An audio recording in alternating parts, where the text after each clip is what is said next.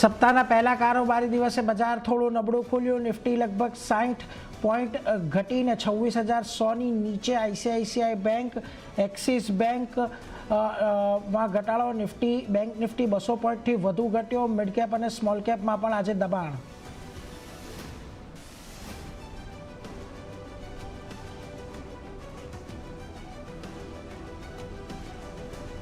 આજે ડિફેન્સ અને રિયલ્ટી શેર્સમાં મોટો ઘટાડો જોવા મળ્યો. બંને ઇન્ડેક્સ લગભગ 1.5% ઘટ્યા. ગોદરેજ પ્રોપર્ટીઝ અને ભારત ડાયનામિક્સ ફ્યુચર્સમાં ટોપ લૂઝર્સમાં સામેલ. તો સાથે સરકારી કંપનીઓ અને PSU બેંકમાં પણ વેચવાલી. પણ કેપિટલ માર્કેટે શેરે આપ્યો સાથ. આજે 1%ની વધુની તેજી સાથે ઇન્ડેક્સમાં કામકાજ.